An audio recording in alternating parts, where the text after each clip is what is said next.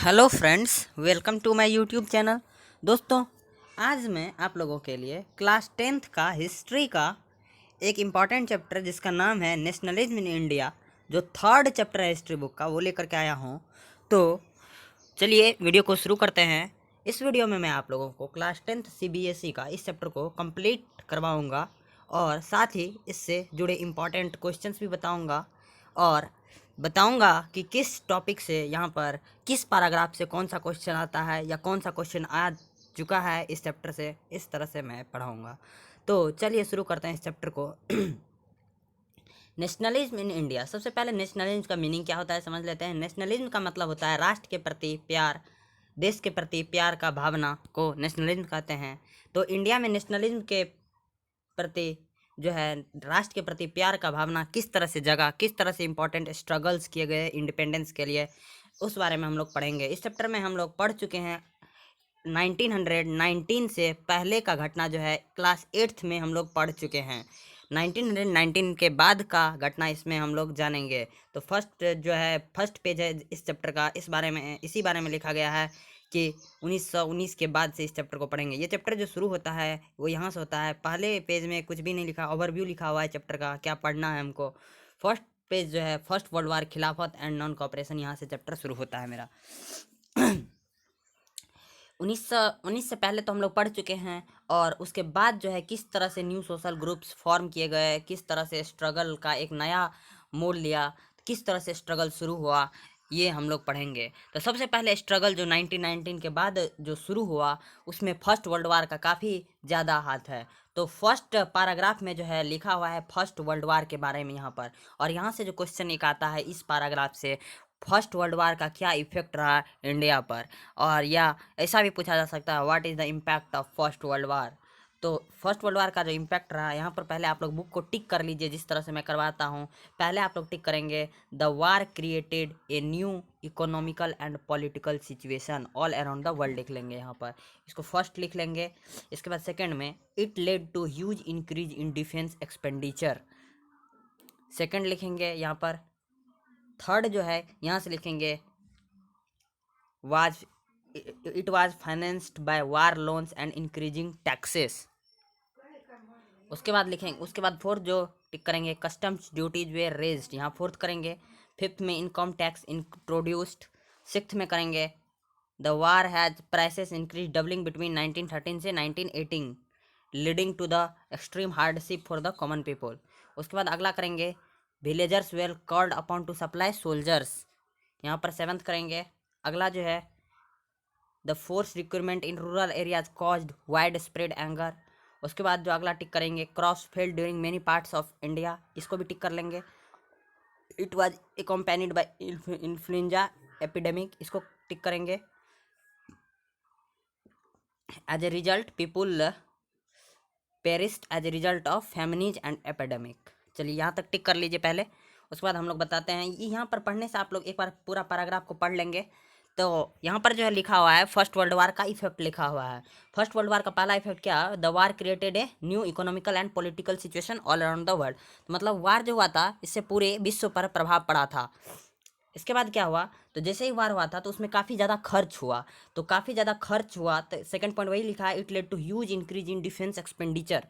उसके बाद यदि काफ़ी ज़्यादा खर्च हुआ तो ब्रिटिशर्स तो हम लोग का जो थे, हम लोग का कॉलोनी, ब्रिटिश का कॉलोनी था हम लोग पे, मतलब हम लोग पे शासन था ब्रिटिश का। तो उसके बाद ब्रिटिशर्स भी फर्स्ट वर्ल्ड वार में जो है भाग लिए थे, तो काफ़ी ज़्यादा उनको नुकसान हुआ था। तो उस नुकसान का भरपाई किस तरह से करते, तो उसने क्या किया, वार लोन्स को चुकाने के लिए टैक्स को बढ़ा दिया। वार लोन को चुकाने के लिए क्या किया, टैक्स को बढ़ा दिया। कस्टम्स ड्यूटी वेयर रेज्ड, मतलब कस्टम ड्यूटी को भी बढ़ा दिया। कस्टम ड्यूटी क्या होता है, तो एक राज्य से दूसरे राज्य में ले जाने के लिए जो टैक्स होता है उसको कस्टम ड्यूटी कहते हैं। तो custom duty were raised and income tax introduced. और पहली बार इंडिया में इनकम टैक्स कब इंट्रोड्यूस हुआ था, फर्स्ट वर्ल्ड वार के दौरान, जब ब्रिटिशर्स को काफ़ी ज़्यादा नुकसान हुआ था तो बहुत ज़्यादा टैक्स को बढ़ा दिया गया था। तो युद्ध में जितना भी खर्चा हुआ था उसको भरपाई करने के लिए क्या किया था, टैक्स को बढ़ा दिया था। तो टैक्स बढ़ने से क्या हुआ, तो काफ़ी ज़्यादा सामान का दाम बढ़ गया, डबल्ड हो गया। जो भी सामान का दाम था वो वार के दौरान क्या हो गया, डबल्ड हो गया। तो हर चीज़ का सामान का दाम जब बढ़ गया तो कॉमन पीपल के लिए काफ़ी ज़्यादा कठिनाई होने लगा। उसके बाद क्या किया गया, इतना ही नहीं हुआ, उसके बाद जो है villagers where called upon to supply soldiers, जितना भी गांव के नवयुवक थे, जवान थे, तो उसको ज़बरदस्ती सेना में भर्ती किया जाता था। फोर्स रिक्वायरमेंट का मतलब होता है ज़बरदस्ती सेना में भर्ती करना। तो यदि जितना भी बच्चे थे, क्या बोलता है, जो जवान थे, उसको ज़बरदस्ती पकड़ के सेना में भर्ती करना, ये तो इससे क्या हुआ, जितने भी लोग थे ये काफ़ी ज़्यादा गुस्सा हो गए। तो it called wide spread anger among the Indians. तो इसी तरह से हमारा जो है युद्ध जो है, मतलब कह सकते हैं देश के प्रति प्यार बढ़ा, स्ट्रगल करने का जो है हम लोग यहाँ से शुरू किए।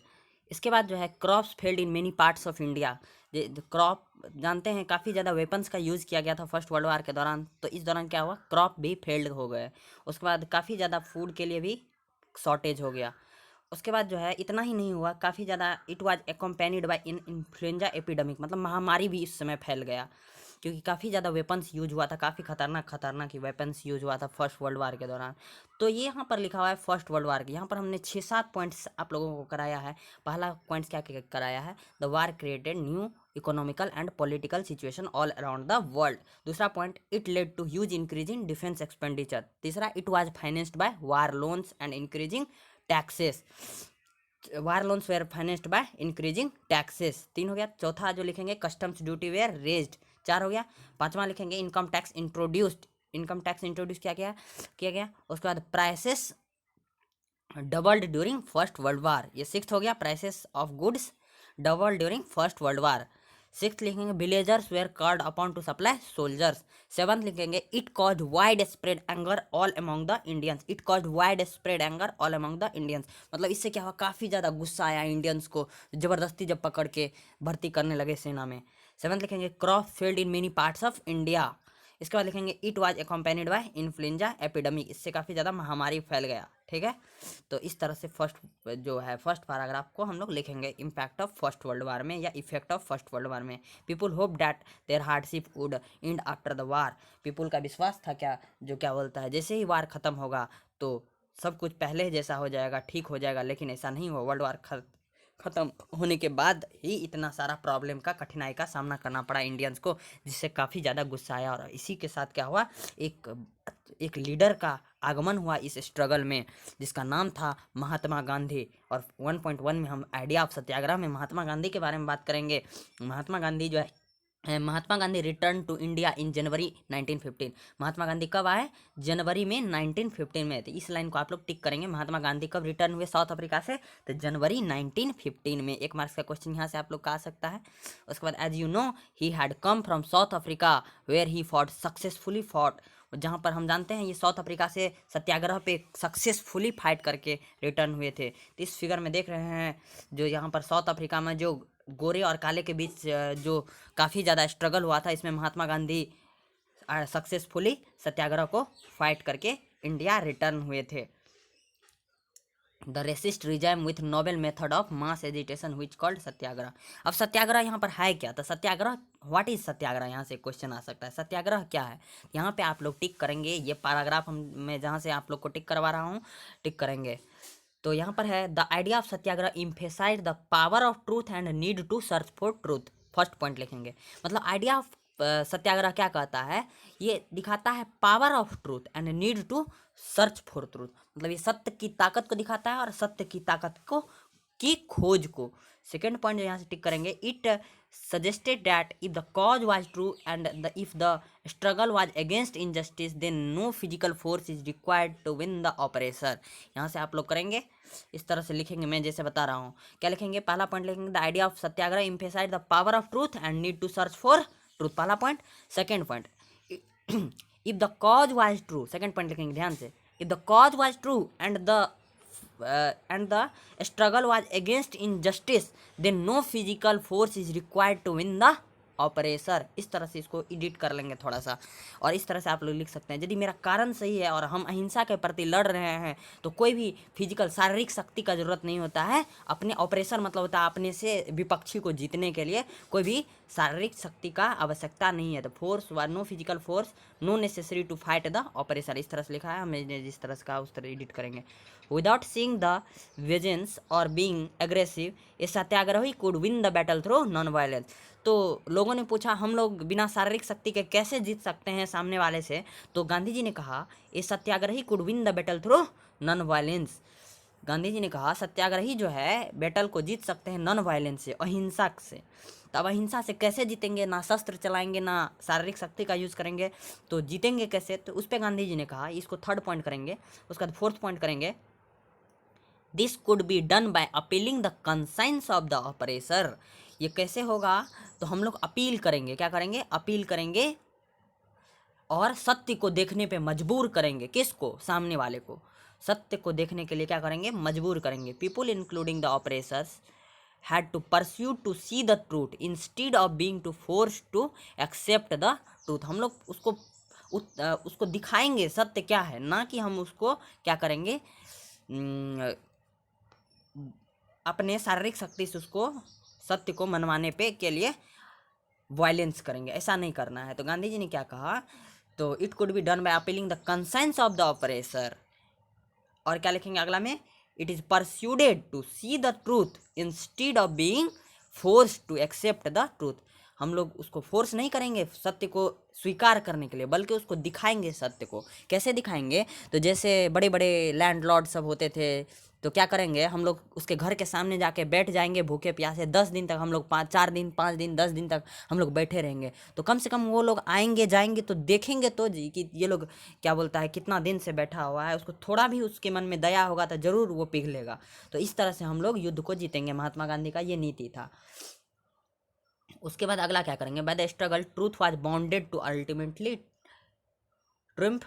महात्मा Gandhi believe that dharma of non violence code unite all Indians. तो महात्मा गांधी का मानना था जो है ये जो नॉन वायलेंस है ये पूरे इंडियंस को यूनाइट कर सकता है।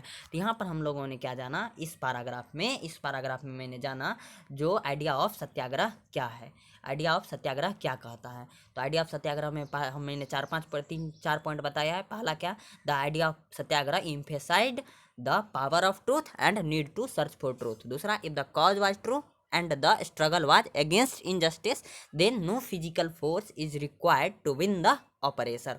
तीसरा, it could be done by non violence।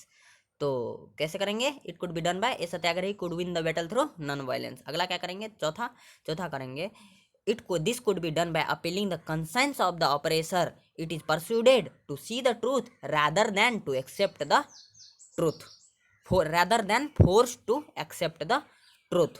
ये करेंगे। ये हो गया सत्याग्रह के बारे में।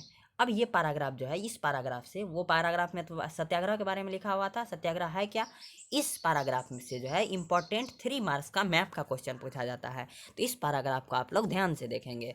ये सत्याग्रह सबसे पहले कहाँ कहाँ लागू किया गया? शुरू में गांधी जी जब आए, after India Mahatma Gandhi successfully organised satyagraha movement in various places. India आने के बाद महात्मा गांधी ने सत्याग्रह बहुत ही जगह पे ऑर्गेनाइज किया। सबसे पहले कहाँ किया? In 1916 he traveled to Champaran in Bihar to inspire the peasant to struggle against the oppressive plantation system।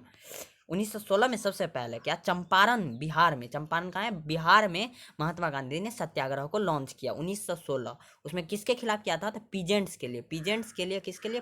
Oppressive plantation system. यहाँ पे आप लोग को ऐसा पूछा जाता है, ऑपरेसिव प्लांटेशन सिस्टम के लिए महात्मा गांधी ने कहाँ पर सत्याग्रह लॉन्च किया? तो 1916 में चंपारण इन बिहार। तो चंपारण बिहार को आपको मैप पे लोकेट करने के लिए सीखना है और याद रखना है। ऑपरेसिव प्लांटेशन सिस्टम के लिए महात्मा गांधी ने सत्याग्रह कहाँ पर लॉन्च किया? चंपारण इन बिहार। कब? 1916 में। 1916 के बाद महात्मा गांधी ने 1917 में सत्याग्रह लॉन्च किया। कहाँ पर? खेड़ा डिस्ट्रिक्ट ऑफ गुजरात में। देखेंगे 1917 he organise satyagraha to support peasant of Kheda district of Gujarat. यहाँ पर भी गुजरात में पीजेंट को, किसान को उत्साह बढ़ाने के लिए यहाँ पर सत्याग्रह लॉन्च किया गांधी जी ने 1917 में। वहाँ का डिमांड क्या था? कुछ टैक्स को कम कर देना, इस तरह का डिमांड था खेड़ा डिस्ट्रिक्ट ऑफ गुजरात में। तो गुजरात को आपको मैप पे लोकेट करने के लिए सीखना है। Kheda district of Gujarat plantation system के लिए, सब पीजेंट के लिए यहाँ पर सत्याग्रह 1917 में लॉन्च किया गया। उसके बाद अगला जो है वहाँ पर हुआ क्या था? लिखा हुआ है अफेक्टेड बाय क्रॉप फेलियर हो गया था गुजरात में and plague epidemic. The peasants of Kheda could not pay revenue and they are demanding that revenue collection be relaxed, और चाहते थे वो लोग, क्या चाहते थे, जो रेवेन्यू जो है, कर जो है माफ़ कर दिया जाए, जो भी अंग्रेज को कर देना पड़ता था, क्योंकि क्रॉप जो है फेल हो गया था उस समय, तो टैक्स को माफ़ करने के लिए ये 1917 में खेड़ा डिस्ट्रिक्ट ऑफ गुजरात में यहाँ पर सत्याग्रह किया गया। उसके बाद तीसरा सत्याग्रह कहाँ किया गया, 1918 में अहमदाबाद में कॉटन मिल वर्कर्स के लिए। 1917 Mahatma Gandhi went to Ahmedabad to organise a satyagraha movement amongst cotton mill workers. तो आपको याद रखना है, कॉटन मिल वर्कर्स के लिए जो सत्याग्रह लॉन्च किया गया था वो कहाँ पर, 1918 में महात्मा गांधी ने यहाँ पर कॉटन मिल वर्कर्स को क्या करने, सपोर्ट करने गए थे। तो यहाँ पर इस पैराग्राफ में हमने क्या सीखा, सबसे पहले 1916 में चंपारण इन बिहार में सत्याग्रह लॉन्च किया गया, महात्मा गांधी उसके लीडर थे। 1917 में खेड़ा डिस्ट्रिक्ट ऑफ गुजरात में यहाँ पर पीजेंट्स के लिए किया गया, प्लांटेशन सिस्टम के लिए 1916 में। 1917 में किसके लिए, Kheda district of Gujarat peasants के लिए। 1918 में कॉटन मिल वर्कर्स के लिए। 1917 में प्रॉब्लम क्या था, अंग्रेज को कर क्रॉप फेल होने के कारण कर नहीं दे सकते थे, इसके लिए महात्मा गांधी ने इस आंदोलन में उसका पीजेंट्स का साथ दिए। 1918 में कॉटन मिल वर्कर्स का साथ दिए महात्मा गांधी। तो यहाँ पर ये पैराग्राफ होता है ख़त्म। इसके बाद 1.2 में देखेंगे हम लोग रॉलेट एक्ट के बारे में। रॉलेट एक्ट के बारे में यहाँ से एक इम्पॉर्टेंट क्वेश्चन पूछा जाता है, बहुत ही इंपॉर्टेंट क्वेश्चन यहाँ पर रॉलेट एक्ट के बारे में। तो हम लोग रॉलेट एक्ट जो है नेक्स्ट वीडियो में करेंगे, तो आप लोग तब तक इतना पॉइंट्स को क्लियर करके आएंगे। तो मिलते हैं नेक्स्ट वीडियो में। यदि आपको मेरा वीडियो पसंद आया है तो मेरे चैनल को सब्सक्राइब कीजिए, मेरे वीडियो को लाइक कीजिए, और नेक्स्ट पार्ट जो है आप लोगों के लिए मुझे बनाना है कि नहीं, आप लोग मुझे कमेंट बॉक्स में ज़रूर बताइए सर नेक्स्ट पार्ट आपको चाहिए या नहीं चाहिए। धन्यवाद, मिलते हैं नेक्स्ट वीडियो में।